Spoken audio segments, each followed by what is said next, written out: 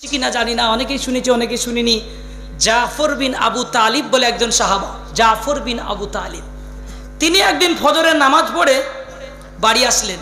আসার পরে বলছে, বিবি গো, ও বিবি জান, তোমাকে আজকে একটা গল্প শোনাতে চাই, তুমি কি একটা গল্প শুনবা? বিবি বলছে, স্বামী গো, গল্প তো শুনবোই শুনবো, আপনি একটু আমি আপনার জন্য একটু নাস্তার ব্যবস্থা করেছি। বিবি বলছেন, ও স্বামী জান, একটু নাস্তা খেয়ে নেন। স্বামী বলছে, নাস্তা খেতে গেলে মনে হয় আমার গল্প শোনানো হবে না, দয়া করে আমার গল্পটা শুনে নাও, তারপরে সময় থাকলে নাস্তা খাবো। বিবি বলছে, কি এমন গল্প, কি এমন জরুরি ব্যাপার যে বলতেই হবে? সঙ্গে সঙ্গে স্বামী বলছেন, বিবি গো, তুমি জানো আমি আজকে কি কাজ করেছি? বলে, কি কাজ করেছো? স্বামী বলছে, ও বিবি, আজকে নবী বলছিল কে যুদ্ধের জন্য সময় দেওয়া, কে যুদ্ধে যাবা, আগামী যুদ্ধে কারা কারা নাম লিখাবা। আমি জাফর বিন আবু তালিব, আল্লাহ নবীর কাছে সর্বপ্রথম হাত তুলে বলেছি, ইয়া রাসূল আল্লাহ, যুদ্ধের জন্য আমি রাজি হয়ে গেছি। আমি আল্লাহর নবীর কাছে আমার নামটা যুদ্ধের খাতায় লিখে দিয়ে এসেছি। বিবি তখন কি উত্তর দিয়েছে জানেন? আলহামদুলিল্লাহ, বলেন সুবহানাল্লাহ। আর আমাদের ঘরে যদি বলে 3 দিনের জামাত যাবো গো, কথা দিটা জানো না, বাপের বাড়ি যাবো 2 দিন পরে, 25 তারিখে জালসা আছে, তোমার জানা নাই? তুমি 3 দিনকার নাম লিখে দিয়ে চলে আসলে, তার মানে এমন দেওয়াত দিবেন আপনাকে, 3 দিনকার নাম লেখানোর জন্য আপনার 12টা বাজিয়ে দেবে। আর এদিকে নবীজির সেই সাহাবা জীবন দেওয়ার জন্য প্রস্তুত। তারপরেও বিবি বলছে আলহামদুলিল্লাহ। আমাদের ঘরের বিবি কি সেরকম গো? 3 দিনের তো তাও চলে যাবে মোটামুটি, যাও তাহলে কি করবো, মনে দুঃখে 3 দিনে বনবাস পাঠাবে একবারে। আর যদি 40 দিনের হয়, তোমার মাথার প্রবলেম হয়ে গেছে নাকি, ছিটমিট খারাপ হয়ে গেছে? হায় হায় হায়, কি বিবি আমাদের! কারোর চলে মানে বিবি ভালো না হলে স্বামীকে কিন্তু চাঙ্গা করা যাবে না, বিবি মজবুত হওয়া চাই। যেই ঘরের বিবি ভালো আর স্বামী ভালো, সেই ঘর কিন্তু জান্নাতের সংসার, বুঝলেন? একদিন স্বামী নামাজ পড়তে গেছে, বিবিকে বলছে, নামাজ পড়বি। নামাজ যদি আজকে ফজরে না পড়ছিস, প্রত্যেক দিন দেখছি তুই চালাকি করে নামাজ পড়ছিস না, আজকে ফজরের নামাজ তোকে পড়তে হবে। ঠিক আছে, পড়বো, যাও। উঠে নামাজ পড়ে 2 হাত তুলে দোয়া করে বলছে, আল্লাহ, এরকম ঠেটা পড়া, এরকম শয়তান, এরকম হারামি স্বামী তুমি কারোর ঘরে দিও না আল্লাহ। আমাকে তুমি জান্নাতে একটা হুইরিয়া দিও আল্লাহ, তুমি ওকে জাহান্নামে ভরিয়ে দিও, বুঝলেন কিনা? এরকম দোয়া চালাচ্ছে। এখন স্বামী বাড়িতে আসার পরে দেখছে দোয়া এরকম চলছে, শুনে নিয়েছে স্বামী। স্বামী বলছে, তুই দোয়া করা জানিস আর আমি মনে হচ্ছে জানি না। ও হাত তুলে বলছে, এরকম ঠেটি পড়ি, এরকম পেঁচি পড়ি, এরকম বইয়ের আমার দরকার নাই আল্লাহ, তুমি জান্নাতে আমাকে একটা হুরি দিও। বুঝতে পারছেন না? কেউ জান্নাতের ভিতরে নামাজ পড়ালে তো আমাদের হুরি চলছে গো, তাই না? নামাজ পড়ালে তো হুড়ি, তাহলে আর বাকি আমলগুলা কবে করব? তো হযরতে জাফর বিন আবু তালিব তিনি নাম লিখে দিয়ে চলে এসেছেন, বিবি নাম লিখাই দিলাম। তারপরে বলছে, জানো কি করেছে? আমাকে এই যুদ্ধের প্রধান সেনাপতি বানিয়েছে। বিবি তখন বলছে, সুম্মা আলহামদুলিল্লাহ। আবার বলছে, আমাকে প্রধান সেনাপতি বানিয়েছে, বলে দিল সুম্মা আলহামদুলিল্লাহ। আর লম্বা করছি না, ছোট্টর মধ্যে কথাটা বলে ইতি করে দিই, কারণ আমার এখানে যতক্ষণ এবার বসে থাকবো ততক্ষণ বসে থাকাটা বেয়াদবি ছাড়ার কিছুই হবে না। যতক্ষণ বসে থাকবো ততক্ষণ বেয়াদবি হবে। অতএব আমি খুবই স্বল্প সময়ের মধ্যে, আমার আর মাত্র 7-8 মিনিট সময় আছে, এই সময়টাকে একটু কাজে লাগাতে দিবেন না, সে চলে যাবো, বলেন যেটা বলবেন আপনারা। এই 7-8 মিনিট সময়ের মধ্যেই কথাটুকু বলে আমি ইতি করব। আর যদি বলেন না, আপনাদের প্রধান আকর্ষিত মেহমান তিনি চলে এসেছেন, আকর্ষণ, তিনার কথাই শুনবেন, আলহামদুলিল্লাহ। তো কথা হচ্ছে, জাফর বিন আবু তালিব তিনি বলছে, বিবি গো, আর থাকা যাবে না, আমি বেরিয়ে যাচ্ছি। এই বলে ঘাড়ে ব্যাগ ট্যাগ নিয়ে বেরিয়ে গেলেন। বেরিয়ে যাওয়ার সময় পিছন থেকে আব্বা করে 2 সন্তান ডাক দিয়ে বলছে, আব্বা যান। 2 সন্তান ডাক দিয়ে বলছে, আব্বা যান, একটাবার আমাদের দুজনকে কোলে নেন না আব্বা, একটু কোলে নেন, একটু আদর করেন। আবার আপনি ঘুরে আসবেন কিনা, আবার আপনি আমাদের কাছে ফিরে আসবেন কিনা জানি না। ও আব্বা যান, একটু দোয়া করেন, একটু দোয়া করেন। সঙ্গে সঙ্গে আব্বা যান আর পিছু ফিরে তাকালেন না, আব্বা যান আর পিছু ফিরে তাকালেন না। বলে, আজকে কি বললো? লা ইউমিনু আহাদুকুম হাত্তা আকুনা হাব্বা ইলাইহি মিন ওয়ালিদিহি ওয়া ওয়ালাদিহি ওয়ান নাসি আজমাইন। রাসূল বলেছে যতক্ষণ বিবির চাইতে বেশি ভালো না বাঁচতে পারবে, যতক্ষণ নবীকে নিজের বিবির চাইতে বেশি ভালো না বাঁচতে পারবে, যতক্ষণ নিজের নবীকে যতক্ষণ নিজের সন্তানদের চাইতে বেশি ভালো না বাঁচতে পারবে, ওয়ান নাসি আজমাইন সারা পৃথিবীর চাইতে যতক্ষণ আমার নবীকে না ভালোবাসতে পারবে, ততক্ষণ তোমরা লা ইউমিনু আহাদুকুম, ততক্ষণ তোমরা পূর্ণ ঈমানদার হতে পারবে না।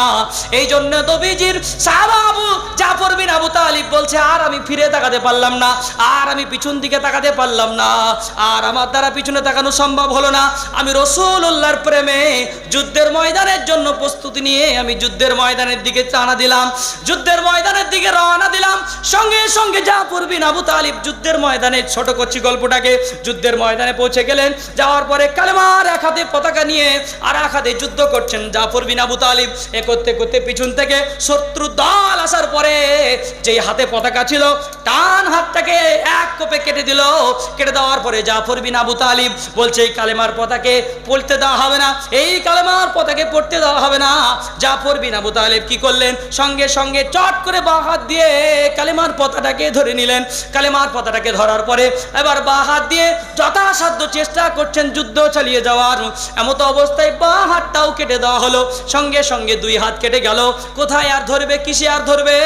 এই কালেমার পতাকা পতপত করে উঠছিল, সেই পতাকা পড়ে যাওয়ার দিকে, সেই পতাকা পড়ে যাওয়ার দিকে। এমত অবস্থায় জাফর বিন আবু তালিব সঙ্গে সঙ্গে পড়ে যাওয়ার পতাকাটাকে কামড় দিয়ে, দাঁতে কামড় দিয়ে ধরলেন। দাঁতে কামড় দিয়ে ধরার পরে পতাকাটাকে পতাকা খাড়া করে কালেমা পড়তে শুরু করেন। এমত অবস্থায় আরো সব সাহাবা ছিল, আরো ওই যুদ্ধের মধ্যে তিনজন কমান্ডো ছিলেন, তিনজন সেনাপতি ছিলেন। একজন ছিলেন জাফর বিন আবু তালিব, একজন আব্দুল্লাহ বিন রাওয়াহা, আর একজন ছিলেন আপনার নবীজির পালক পুত্র যায়েদ। তিনজনের মধ্যে একজন সেনাপতি ছুটতে ছুটতে আসছে, বলে আমার জাফরের কি অবস্থা দেখি। ছুটতে ছুটতে যাওয়ার পরে দেখে জাফরের একদম দুইটা হাত কাটা পড়ে গেছে, দুইটা পা কেটে দিয়েছে, এমনকি মাজা থেকে আলাদা বডি করে দিয়েছে, তিন ভাগে ভাগ করে দিয়েছে বডিটা। তারপরেও এই গদ্দানে, তারপরেও জবান দিয়ে এই দাঁত দিয়ে কালেমার পতাকা খাড়া করে রেখেছে, বলেন সুবহানাল্লাহ। তারপরেও জাফর বিন আবু তালিব কালেমার পতাকা খোলা রেখেছে। এই জাফরের কি ফায়সালা হবে কিয়ামতের ময়দানে? রব্বুল আলামিন জাফরকে বলবেন, ও জাফর তুমি আজকে যা চাইবে তাই পাবে। সেদিন জাফর কি চেয়েছিল জানেন?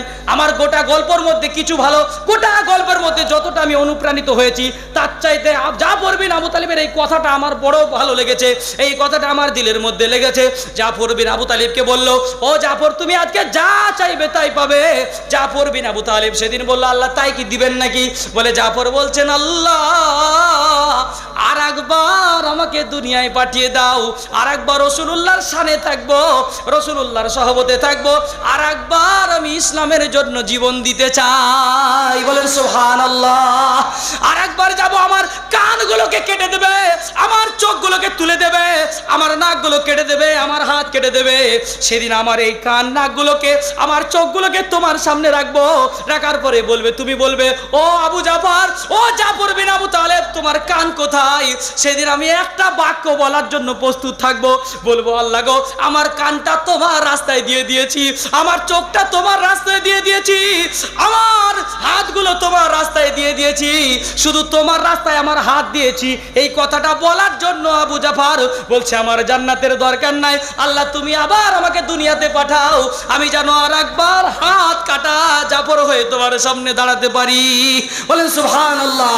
এই ভালোবাসা থাকতে হবে।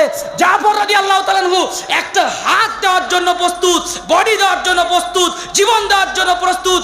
আচ্ছা বিরাট কোহলিকে যে যদি বলেন, ও বিরাট কোহলি তোমার ডান হাতটা কেটে নেব, তোমাকে 10,000 কোটি টাকা দেব, কাটবে? বলেন। রোনাল্ডোকে যদি বলা হয় তোমার একটা পা কেটে নেবো, গোটা পৃথিবীর সমস্ত সম্পদ তোমার পায়ের তলায় লুটিয়ে দেবো, রোনাল্ডো কি তার পা কাটবে? কাটবে না। কিন্তু রাসূলুল্লাহর শানে সব কিছু বিলীন করে দিয়ে ফ্রি করে দিলেন, বলে আমার জীবনটা রাসূলুল্লাহর শানে, আমার জীবনটা আল্লাহর জন্য বিলীন করে দিলাম, সঁপে দিলাম।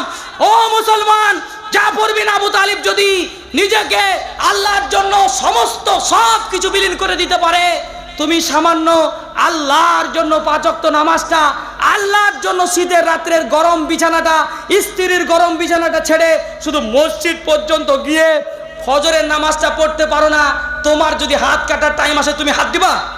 এই দিবে মুসলমান, হাত দিবে? শুধু হাতে ঠান্ডা লাগবে তাই পানি ওযুটা করে না।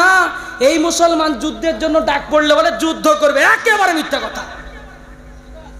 যুদ্ধ করতে পারে না, কি করে করবে? শুধু ওযুর জন্য ঠান্ডা হাতে একটু পানি লাগাতে পারেন না, আর আপনি যুদ্ধের জন্য তৈরি হয়ে জীবন দিয়ে দেবেন?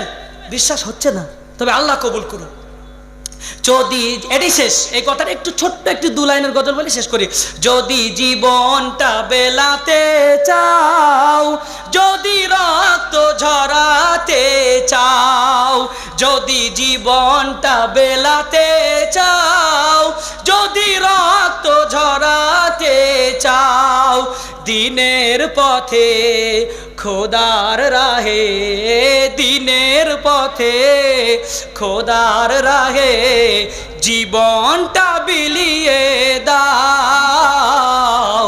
যদি জীবনটা বেলাতে চাও, যদি রক্ত ঝরাতে চাও, এই মৃত্যুর নাম হয় যে শহীদ, এই মৃত্যুর নাম হয় যে শহীদ, বাঁচলে হয় গাজী। এই মৃত্যুর নাম হয় যে শহীদ, বাঁচলে হয় গাজী।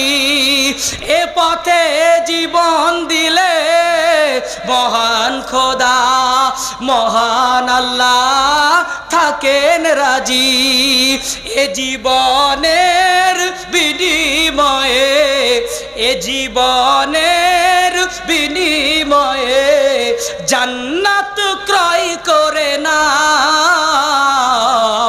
যদি জীবনটা বেলাতে চাও, যদি রক্ত ঝরাতে চাও, যদি জীবনটা বেলাতে চাও, যদি রক্ত ঝরাতে চাও।